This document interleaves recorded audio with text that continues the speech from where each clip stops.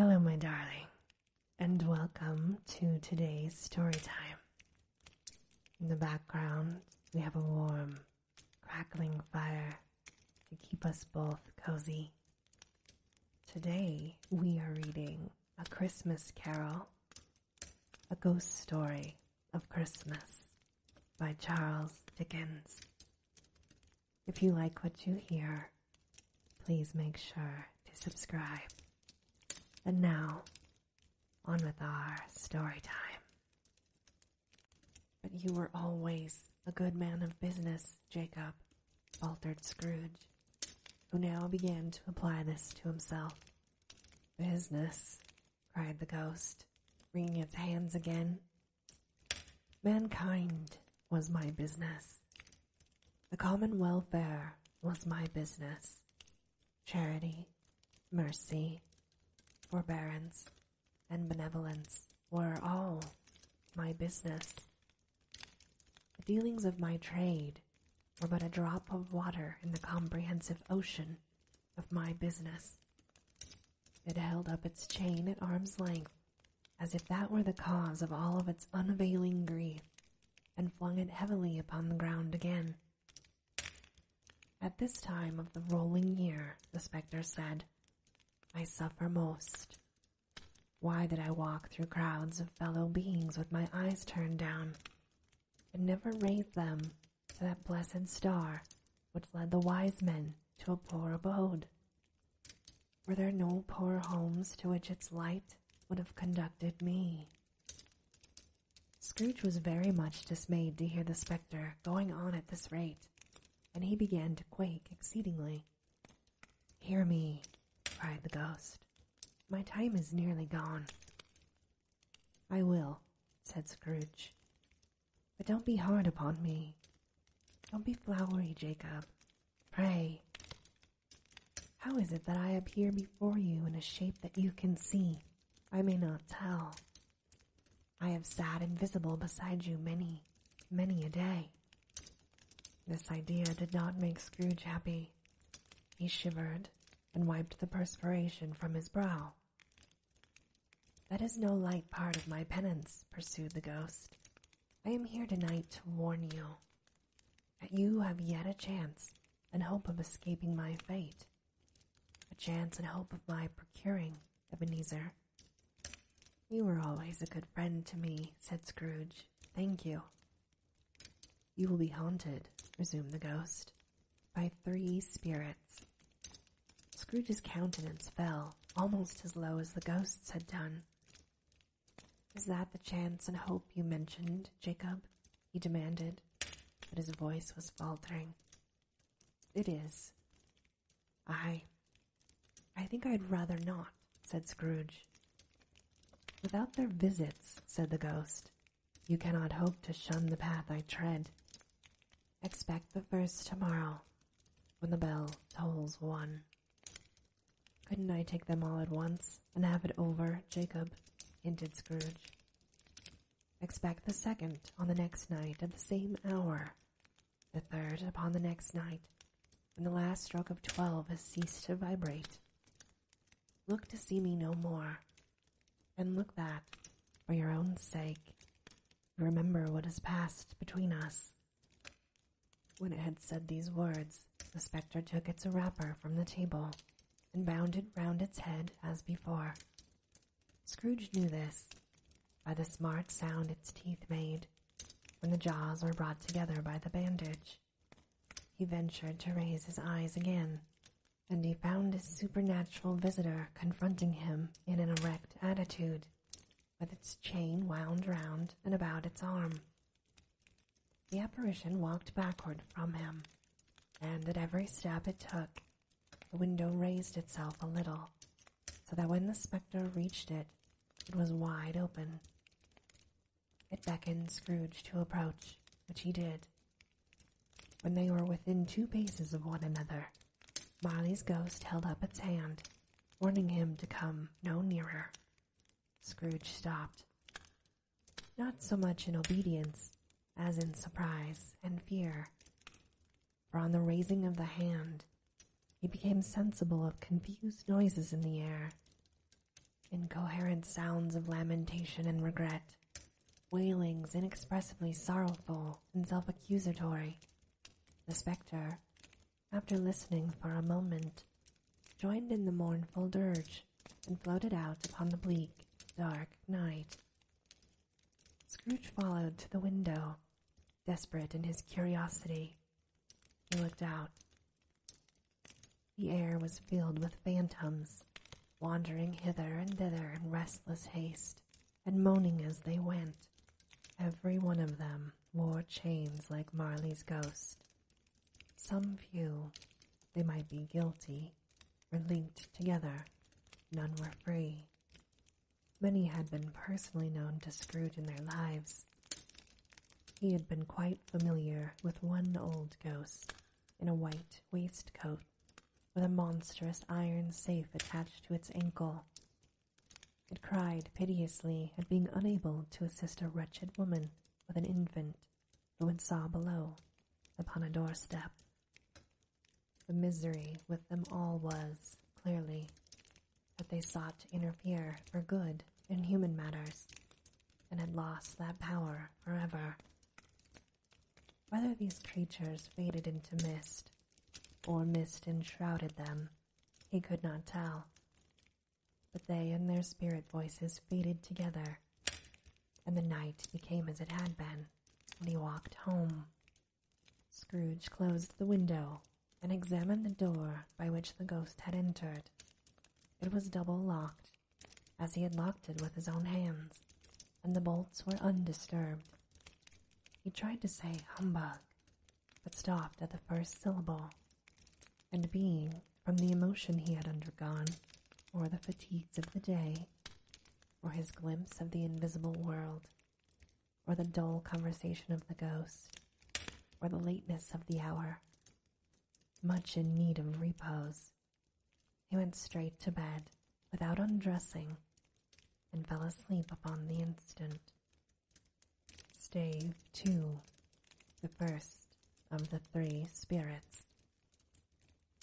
When Scrooge awoke, it was so dark that looking out of bed, he could scarcely distinguish the transparent window from the opaque walls of his chamber. He was endeavoring to pierce the darkness with his ferret eyes when the chimes of a neighboring church struck the 4 quarters, so he listened for the hour. To his great astonishment, the heavy bell went on from 6 to 7, from 7 to 8, and regularly up to 12. Then it stopped. 12. It was past 2 when he went to bed. The clock was wrong. An icicle must have gotten to its work. 12. He touched the spring of his repeater to correct this most preposterous clock. Its rapid little pulse beat 12 and stopped. "Why, it isn't possible," said Scrooge, "that I can have slept through a whole day and far into another night. It isn't possible that anything has happened to the sun, and this is 12 at noon." The idea being an alarming one, he scrambled out of bed and groped his way to the window. He was obliged to rub the frost off with the sleeve of his dressing gown before he could see anything, and he could see very little then. All he could make out was that it was still very foggy and extremely cold, and that there was no noise of people running to and fro and making a great stir, as there unquestionably would have been if night had beaten off bright day and taken possession of the world. This was a great relief, because 3 days after sight of this first exchange, paid to Mr. Ebenezer Scrooge for his order, and so forth, would have become a mere United States security if there were no days to count it by. Scrooge went to bed again and thought, and thought, and thought it over and over and over, and could make nothing of it. The more he thought, the more perplexed he was, and the more he endeavored not to think, the more he thought. Marley's ghost bothered him exceedingly. Every time he resolved within himself, after mature inquiry, that it was all a dream. His mind flew back again, like a strong spring released, to its first position, and presented the same problem to be worked all through. Was it a dream or not? Scrooge lay in this state until the chime had gone 3/4 more, when he remembered, on a sudden, the ghost had warned him of a visitation when the bell tolled 1. He resolved to lie awake until the hour was past, and, considering that he could no more go to sleep than go to heaven, this was perhaps the wisest resolution in his power. The corridor was so long that he was more than once convinced he must have sunk into a doze unconsciously and missed the clock. At length, it broke upon his listening ear. Ding-dong. "A quarter past," said Scrooge, counting. "Ding-dong. 1/2 past," said Scrooge. "Ding-dong. 1/4 to it," said Scrooge. Ding-dong. "The hour itself," said Scrooge triumphantly, "and nothing else." He spoke before the hour bell sounded, which it now did with a deep, dull, hollow melancholy. 1. Light flashed up into the room upon the instant, and the curtains of his bed were drawn. The curtains of his bed were drawn aside, I tell you, by a hand. Not the curtains at his feet, nor the curtains at his back, but those to which his face was addressed. The curtains of his bed were drawn aside, and Scrooge, starting up into a half-recumbent attitude, found himself face to face with the unearthly visitor who drew them, as close to it as I am now to you, and I am standing in the spirit at your elbow.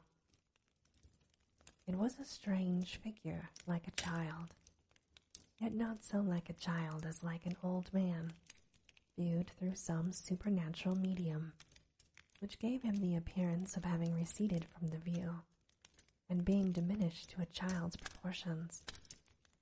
Its hair, which hung about its neck and down its back, was white as if with age, and yet the face had not a wrinkle in it, and the tenderest bloom was on the skin.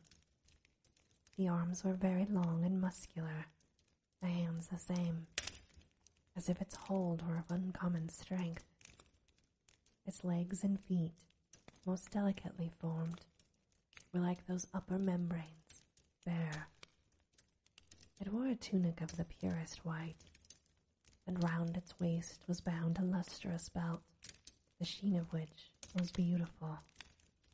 It held a branch of fresh green holly in its hand, and, in singular contradiction of that wintry emblem, had its dress trimmed with summer flowers. But the strangest thing about it was that from the crown of its head there sprung a bright, clear jet of light, by which all of this was visible, and which was doubtless the occasion of its using, in its duller moments, a great extinguisher for a cap, which it now held under its arm. Even this, though, when Scrooge looked at it with increasing steadiness, was not its strangest quality. For as its belt sparkled and glittered now in one part and now in another, and what was light one instant, at another time was dark, so the figure itself fluctuated in its distinctness, being now a thing with one arm, now with one leg, now with 20 legs, now a pair of legs without a head, now a head without a body, of which dissolving parts no outline would be visible in the dense gloom wherein they melted away. And in the very wonder of this, it would be itself again, distinct and clear as ever. "Are you the spirit, sir, whose coming was foretold to me?" asked Scrooge. "I am." The voice was soft and gentle, singularly low, as if instead of being so close beside him, it were at a distance. "Who and what are you?" Scrooge demanded. "I am the ghost of Christmas past," long past?" inquired Scrooge, observant of its dwarfish stature. "No, your past." Perhaps. Scrooge could not have told anybody why, if anybody could have asked him, but he had a special desire to see the spirit in his cap, and he begged him to be covered. "What?" exclaimed the ghost. "Would you so soon put out with worldly hands the light that I give? Is it not enough that you are one of those whose passions made this cap, and forced me through whole trains of years to wear it low upon my brow?"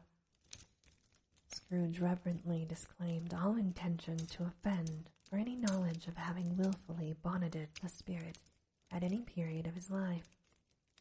He then made bold to inquire what business brought him there. "Your welfare," said the ghost. Scrooge expressed himself much obliged, but could not help thinking that a night of unbroken rest would have been more conducive to that end.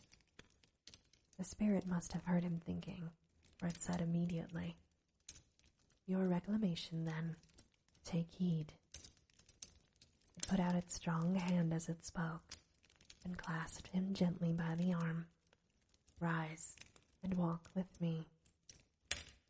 It would have been in vain for Scrooge to plead that the weather and the hour were not adapted to pedestrian purposes.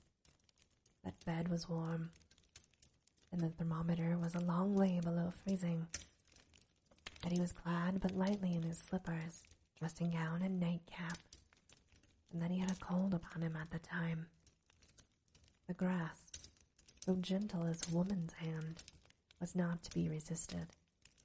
He rose, but finding that the spirit made towards the window, clasped his robe in supplication. "I am immortal," Scrooge remonstrated, "and liable to fall." "Bear but a touch of my hand there," said the spirit, laying it upon his heart, "and you shall be upheld in more than this." As the words were spoken, they passed through the wall, and stood upon an open country road, with fields on either hand. The city had entirely vanished. Not a vestige of it was to be seen. The darkness and the mist had vanished with it, for it was a clear, cold winter day, with snow upon the ground. "Good heaven," said Scrooge, clasping his hands together as he looked about him. "I was bred in this place. I was a boy here." The spirit gazed upon him mildly. Its gentle touch, though it had been light and instantaneous, appeared still present to the old man's sense of feeling. He was conscious of 1,000 odors floating in the air, each one connected with 1,000 thoughts and hopes and joys and cares long, long forgotten. "Your lip is trembling," said the ghost. "And what is that upon your cheek?" Scrooge muttered, with an unusual catching in his voice, that it was a pimple, and he begged the ghost to lead him where he would. "You recollect the way?" inquired the spirit. "Remember it?" cried Scrooge with fervor. "I could walk it blindfold." "Strange to have forgotten it for so many years," observed the ghost. "Let us go on." They walked along the road, Scrooge recognizing every gate and post and tree, until a little market town appeared in the distance, with its bridge, its church, and winding river. Some shaggy ponies now were seen trotting towards them, with boys upon their backs, who called to other boys in country gigs and carts, driven by farmers. All these boys were in great spirits, and shouted to each other, until the broad fields were so full of merry music that the crisp air laughed to hear it.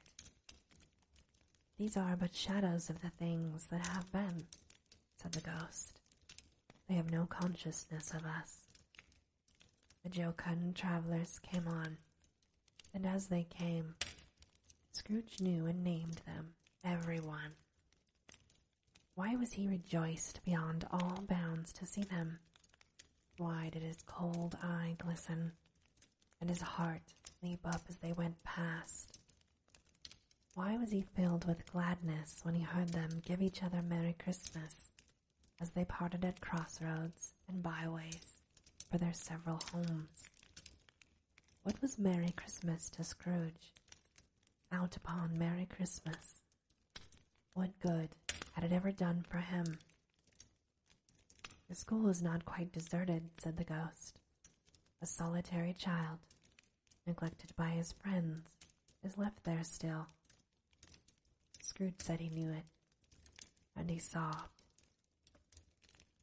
They left the high road by a well-remembered lane and soon approached a mansion of dull red brick with a little weathercock-surmounted cupola on the roof and a bell hanging in it. It was a large house, and one of broken fortunes, for the spacious offices were little used. Their walls were damp and mossy, their windows broken, and their gates decayed.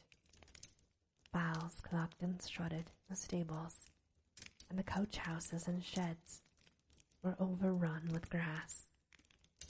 Nor was it more attentive of its ancient state within, for entering the dreary hall and glancing through the open doors of many rooms, they found them poorly furnished, cold and vast. There was an earthly savor in the air, a chilly bareness in the place, which associated itself somehow with too much getting up by candlelight and not too much to eat. They went, the ghost and Scrooge, across the hall to a door at the back of the house. It opened before them and disclosed a long, bare, melancholy room, made barer still by lines of plain deal forms and desks. At one of these, a lonely boy was reading near a feeble fire, and Scrooge sat down upon a form and wept to see this poor, forgotten self as he used to be. Not a latent echo in the house, not a squeak and scuffle from the mice behind the paneling, not a drip from the half-thawed waterspout in the dull yard behind, not a sigh among the leafless boughs of one despondent poplar, not the idle swinging of an empty storehouse door. No, not a clicking in the fire, but fell upon the heart of Scrooge with a softening influence and gave a freer passage to his tears. The spirit touched him on the arm and pointed to his younger self, intent upon his reading. Suddenly a man in foreign garments, wonderfully real and distinct to look at, stood outside the window with an axe stuck in his belt and leading by the bridle a donkey laden with wood. "Why, it's Ali Baba!" Scrooge exclaimed in ecstasy. "It's dear old honest Ali Baba. Yes, I know. One Christmas time, when yonder solitary child was left here all alone, he did come, for the first time, just like that. Poor boy. And Valentine," said Scrooge. "His wild brother Orson. There they go. And what's his name? Who was put down in his drawers asleep at the gate of Damascus? Don't you see him? And the Sultan's groom turned upside down by the genie. There he is upon his head. Serve him right. I'm glad of it.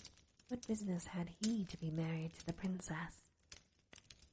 To hear Scrooge expending all the earnestness of his nature on such subjects in a most extraordinary voice between laughing and crying, and to see his heightened and excited face, would have been a surprise to his business friends in the city, indeed. "There's the parrot," cried Scrooge. "Green body and yellow tail, with a thing like lettuce growing out of the top of his head. There he is. Poor Robin Crusoe, he called him. when he came home again after sailing round the island. Poor Robin Crusoe. Where have you been, Robin Crusoe? The man thought he was dreaming, but he wasn't. It was the parrot, you know. There goes Friday, running for his life to the little creek. Holla, hoop, hello. Then, with a rapidity of transition very foreign to his usual character, he said in pity for his former self, "Poor boy," and he cried again. "I wish," Scrooge muttered, putting his hand in his pocket and looking about him after drying his eyes with his cuff. "But it's too late now." "What is the matter?" asked the spirit. "Nothing," said Scrooge. "Nothing.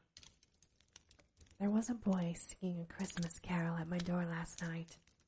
I should like to have given him something, that's all." The ghost smiled thoughtfully and waved its hand, saying as it did so, "Let us see another Christmas." Scrooge's former self grew larger at the words, and the room became a little darker and more dirty.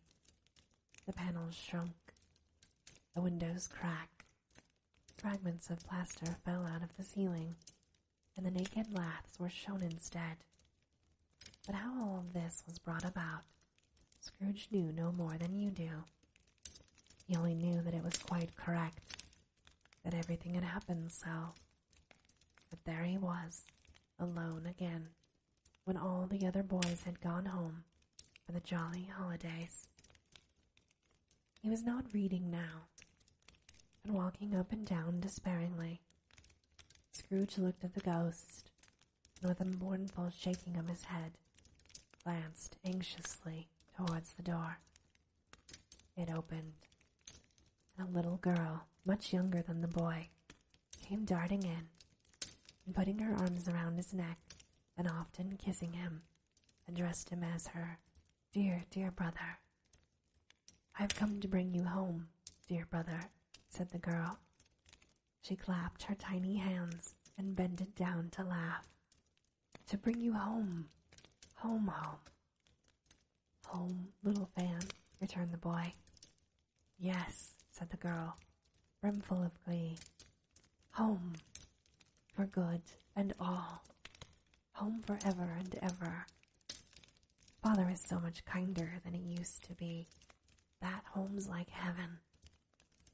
He spoke so gently to me one dear night when I was going to bed that I was not afraid to ask him once more if he might come home.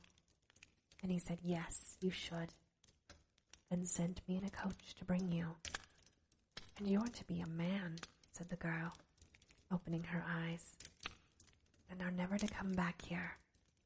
But first, we're to be together all the Christmas long, and have the merriest time in all the world." "You are quite a woman, little Fan," exclaimed the boy. She clapped her hands and laughed, and tried to touch his head, but being too little, laughed again, and stood on tiptoe to embrace him. Then she began to drag him, in her childish eagerness, towards the door, and he, nothing loth to go, accompanied her. A terrible voice in the hall cried, "Bring down Master Scrooge's box there." And in the hall appeared the schoolmaster himself, who glared on Master Scrooge with a ferocious condescension, and threw him into a dreadful state of mind by shaking hands with him. He then conveyed him and his sister into the veriest old well of the shivering best parlor that ever was seen, and where the maps upon the wall, and the celestial and terrestrial globes in the windows were waxy with cold. Here he produced a decanter of curiously light wine, and a block of curiously heavy cake, and administered installments of those dainties to the young people, at the same time sending out a meager servant to offer a glass of something to the post-boy, who answered that he thanked the gentleman. But if it was the same tap as he had tasted before, he had rather not. Master Scrooge's trunk being by this time tied up onto the top of the chaise, the children bade the schoolmaster good-bye right willingly, and getting into it, drove gaily down the garden sweep, the quick heels dashing the hoarfrost and snow from off the dark leaves of the evergreens like spray. Always a delicate creature, whom a breath might have withered, said the ghost, but she had a large heart. So she had, cried Scrooge. You're right. I will not gainsay it, spirit. God forbid. She died a woman, said the ghost, and had, as I think, children. One child, Scrooge returned. True, said the ghost. Your nephew. Scrooge seemed uneasy in his mind, and answered briefly, Yes. Although they had but that moment left the school behind them, they were now in the busy thoroughfares of the city, where shadowy passengers passed and repassed, where shadowy carts and coaches battled for the way, and all the strife and tumult of a real city were. It was made plain enough by the dressing of the shops that here too it was Christmas time again, but it was evening, and the streets were lighted up. The ghost stopped at a certain warehouse door and asked Scrooge if he knew it. Know it, said Scrooge. I was apprenticed here. They went inside. At sight of an old gentleman in a Welsh wig, sitting behind such a high desk that if he had been 2 inches taller, he might have knocked his head against the ceiling, Scrooge cried in great excitement, Why, it's old Fezziwig. Bless his heart. It's Fezziwig, alive again. Old Fezziwig laid down his pen and looked up at the clock, which pointed to the hour of 7. He rubbed his hands, adjusted his capacious waistcoat, laughed all over himself, from his shoes to his organ of benevolence, and called out in a comfortable, oily, rich, fat, jovial voice, Yo-ho there, Ebenezer, Dick. Scrooge's former self, now grown a young man, came briskly in, accompanied by his fellow apprentice. Dick Wilkins, to be sure, said Scrooge to the ghost. Bless me, yes, there he is. He was very much attached to me, Dick. Poor Dick. Dear, dear.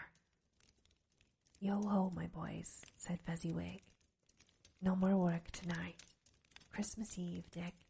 Christmas, Ebenezer. Let's have the shutters up, cried old Fezziwig, with a sharp clap of his hands, before a man can say Jack Robinson. You wouldn't believe how those 2 fellows went at it. They charged into the street with the shutters. 1, 2, 3. Had them up in their places. 4, 5, 6. Barred 'em and pinned 'em. 7, 8, 9. And came back before you had got to 12, panting like racehorses. Hilly-ho, cried old Fezziwig, skipping down from the high desk with wonderful agility. Clear away, my lads, and let's have lots of room here. Hilly-ho, Dick. Cheer up, Ebenezer. Clear away. There was nothing they wouldn't have cleared away, or couldn't have cleared away, with old Fezziwig looking on. It was done in a minute. Every movable was packed off, as if it were dismissed from public life for evermore. The floor was swept and watered. The lamps were trimmed. Fuel was heaped upon the fire, and the warehouse was as snug and warm and dry and bright as a ballroom, as you would desire to see on a winter's night. In came a fiddler with a music book, and went up to the lofty desk, and made an orchestra of it, and turned like 50 stomach aches. In came Mrs. Fezziwig, one vast, substantial smile. In came the 3 Miss Fezziwigs, beaming and lovable. In came the 6 young followers whose hearts they broke. In came all the young men and women employed by the business. In came the housemaid with her cousin, the baker. In came the cook with her brother's particular friend, the milkman. In came the boy from over the way, who was suspected of not having board enough from his master, trying to hide himself behind the girl from next door but one, who was proved to have her ears pulled by her mistress. In they all came, one after another, some shyly, some boldly, some gracefully, some awkwardly, some pushing, some pulling. In they all came, anyhow and everyhow. Away they went, 20 couples at once, hands half round and back again the other way, down the middle and up again, round and round, in various stages of affectionate grouping. Old top couple always turning up in the wrong place. New top couple starting off again as soon as they got there. All top couples at last, and not a bottom one to help them. When this result was brought about, old Fezziwig, clapping his hands to stop the dance, cried out, "Well done!" And the fiddler plunged his hot face into a pot of porter, especially provided for that purpose. But scorning rest, upon his reappearance, he instantly began again, though there were no dancers yet, as if the other fiddler had been carried home, exhausted, on a shutter, and he were a brand new man, resolved to beat him out of sight or perish. There were more dances, and there were forfeits, and more dances, and there was cake, and there was a great piece of cold roast, and there was a great piece of cold boiled, and there were mince pies, and plenty of beer. But the great effect of the evening came after the roast and boiled, when the fiddler, an artful dog, mind, the sort of man who knew his business better than you or I could have told it to him, struck up Sir Roger de Coverley.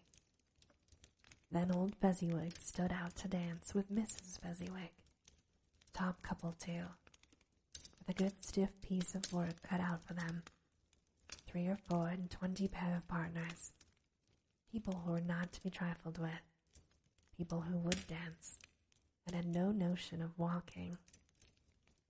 But if they had been twice as many, 4 times, old Fezziwig would have been a match for them, and so would Mrs. Fezziwig. As to her, she was worthy to be his partner in every sense of the term. If that's not high praise, tell me higher, and I'll use it. A positive light appeared to issue from Fezziwig's calves. They shone in every part of the dance like moons. You could not have predicted, at any given time, what would have become of them next. And when old Fezziwig and Mrs. Fezziwig had gone through all the dance, advance and retire, both hands to your partner, bow and curtsy, corkscrew, thread the needle, and back again to your place, Fezziwig cut so deftly that he appeared to wink with his legs, and came upon his feet again without a stagger. When the clock struck 11, this domestic ball broke up. Mr. and Mrs. Fezziwig took to their stations, one on either side of the door, and shaking hands with every person individually as he or she went out, wished him or her a Merry Christmas. When everybody had retired but the 2 apprentices, they did the same with them. and thus the cheerful voices died away, and the lads were left to their beds, which were under a counter in the back shop. During the whole of this, Scrooge had acted like a man out of his wits. His heart and soul were in the scene, and with his former self. He corroborated everything, remembered everything, enjoyed everything, and underwent the strangest agitation. It was not until now, when the bright faces of his former self and Dick were turned from them, that he remembered the ghost. He again became conscious that it was looking full upon him, while the light upon its head burnt very clear. A small matter, said the ghost, to make these silly folks so full of gratitude. Small, echoed Scrooge.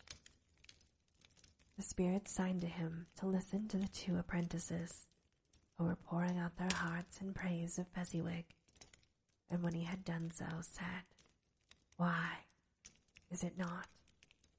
He has spent but a few pounds of your mortal money, 3 or 4 perhaps. Is that so much that he deserves this praise?" "It isn't that," said Scrooge, heated by the remark, and speaking unconsciously like his former, not his latter self, said, "It isn't that, spirit. He has the power to render us happy or unhappy, to make our service light or burdensome, a pleasure or a toil. Say that his power lies in words and looks, in things so slight and insignificant that it is impossible to add and count them up. What then? The happiness he gives is quite as great as if it cost a fortune." He felt the spirit's glance and stopped talking. "What is the matter?" asked the ghost. "Nothing particular," said Scrooge. "Something, I think," the ghost insisted. "No," said Scrooge. "No. I should like to be able to say a word or two to my clerk just now. That's all." His former self turned down the lamps as he gave utterance to the wish, and Scrooge and the ghost again stood side by side in the open air. "My time grows short," observed the spirit. "Quick." This was not addressed to Scrooge, or to anyone whom he could see, but it produced an immediate effect. For again Scrooge saw himself. He was older now, a man in the prime of his life. His face had not the harsh and rigid lines of later years, but it had begun to wear the signs of care and avarice. There was an eager, greedy, restless motion in the eye. It showed the passion that had taken root, and where the shadow of the growing tree would fall. He was not alone, but sat by the side of a fair young girl in a mourning dress, in whose eyes there were tears, which sparkled in the light that shone out of the ghost of Christmas past. "It matters little," she said softly. "To you, very little. Another idol has displaced me, and if it can cheer and comfort you in time to come, as I would have tried to do, I have no just cause to grieve." "What idol has displaced you?" he rejoined. "The golden one." "This is the even-handed dealing of the world," he said. "There is nothing on which it is so hard as poverty, and there is nothing it professes to condemn with such severity as the pursuit of wealth." "You fear the world too much," she answered gently. "All your other hopes have merged into the hope of being beyond the chance of its sordid reproach. I have seen your nobler aspirations fall off one by one, until the master passion, gain, engrosses you. Have I not? What then? he retorted. Even if I have grown so much wiser, what then? I am not changed towards you. She shook her head. Am I? Our contract is an old one. It was made when we were both poor and content to be so, until in good season we could improve our worldly fortune by our patient industry. You are changed. When it was made, you were another man. I was a boy, he said impatiently. Your own feeling tells you that you are not what you are, she returned. I am. That which promised happiness when we were one in heart is fraught with misery now that we are two. How often and how keenly I have thought of this, I will not say. It is enough that I have thought of it and can release you. Have I ever sought release? He asked. In words? No, never. In what then? In a changed nature, she said. In an altered spirit. In another atmosphere of life. Another hope has its great end. In everything that made my love of any worth or value in your sight. If this had never been between us, said the girl, looking mildly, but with steadiness upon him, tell me, would you seek me out and try to win me now? He seemed to yield to the justice of this supposition, in spite of himself, but he said with a struggle, You think not? I would gladly think otherwise if I could, she answered. Heaven knows. When I have learned a truth like this, I know how strong and irresistible it must be. But if you were free today, tomorrow, yesterday, can even I believe that you would choose a dowerless girl? You who, in your very confidence with her, weigh everything by gain, or choosing her, if for a moment you were false enough to your one guiding principle to do so, do I not know that your repentance and regret would surely follow? I do, and I release you with a full heart for the love of him you once were. He was about to speak, but with her head turned from him, she resumed. You may. The memory of what is past half makes me hope you will have pain in this. A very, very brief time, and you will dismiss the recollection of it, gladly, as an unprofitable dream, from which it happened well that you awoke. May you be happy in the life you have chosen. She left him, and they parted. Spirit, said Scrooge, show me no more. Conduct me home. Why do you delight to torture me? One shadow more, exclaimed the ghost. No more, cried Scrooge. No more. I don't wish to see it. Show me no more. But the relentless ghost pinioned him in both arms and forced him to observe what happened next. They were in another scene and place, a room, not very large or handsome, but full of comfort. Near to the winter fire sat a beautiful young girl, so like the last that Scrooge believed it was the same, until he saw her, now a comely matron, sitting opposite her daughter. The noise in this room was perfectly tumultuous, for there were more children there than Scrooge in his agitated state of mind could count, and, unlike the celebrated herd in the poem, there were not 40 children conducting themselves like one, but every child was conducting itself like 40. The consequences were uproarious beyond belief, but no one seemed to care. On the contrary, the mother and daughter laughed heartily, and enjoyed it very much, and the latter, soon beginning to mingle in the sports, got pillaged by the young brigands most ruthlessly. What would I not have given to be one of them? Though I never could have been so rude. No, I wouldn't, for the wealth of all the world, have crushed that braided hair and torn it down. And for the precious little shoe, I wouldn't have plucked it off. God blessed my soul, to save my life. As to measuring her waist in sport, as they did, bold young brood, I couldn't have done it. I should have expected my arm to have grown rounded for a punishment, and never come straight again.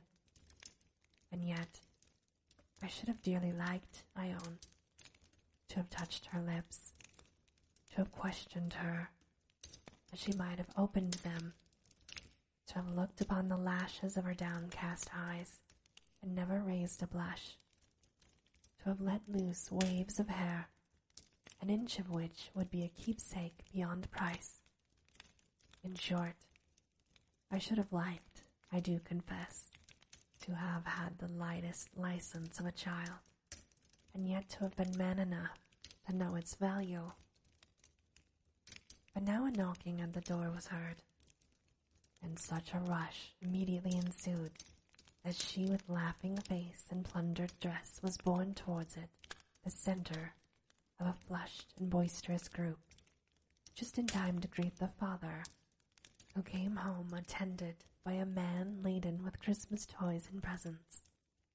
Then the shouting and the struggling and the onslaught that was made on the defenseless porter, the scaling him with chairs for ladders to dive into his pockets, to spoil him of brown paper parcels, hold on tight by his cravat, hug him round his neck, pommel his back, and kick his legs in irrepressible affection.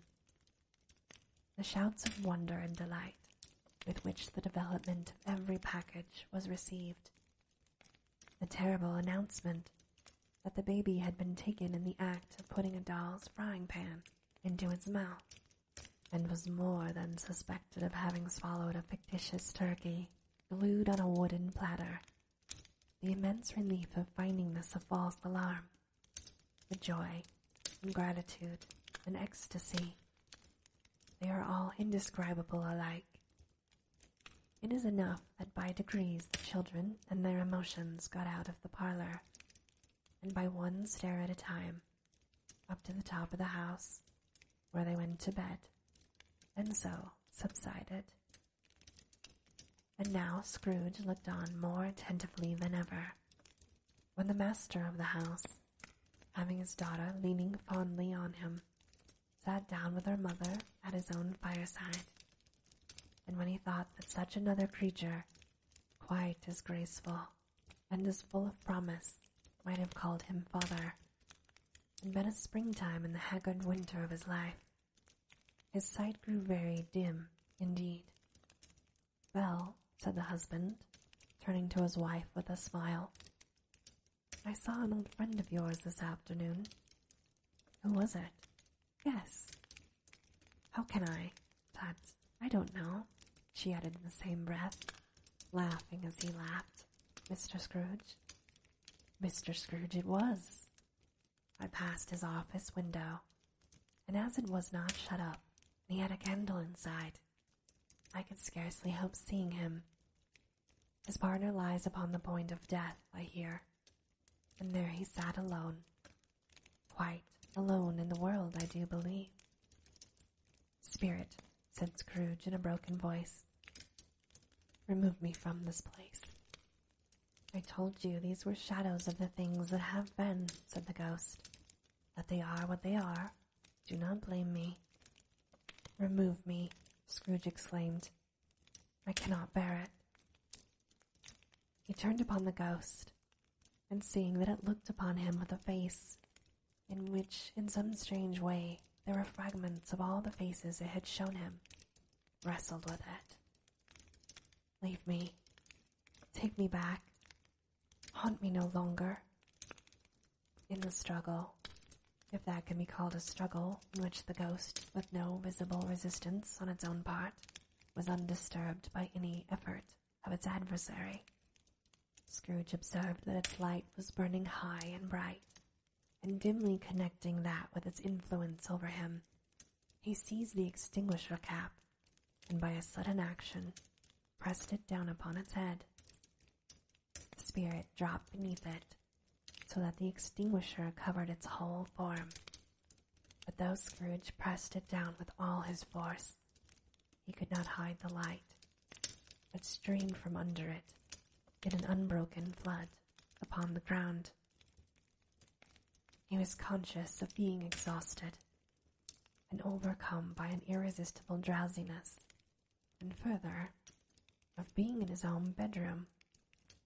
He gave the cap a parting squeeze, in which his hand relaxed, and had barely enough time to reel to bed before he sank into a heavy sleep. And this, my darling, ends our story time for today. As always, I hope that you have very sweet and creepy dreams.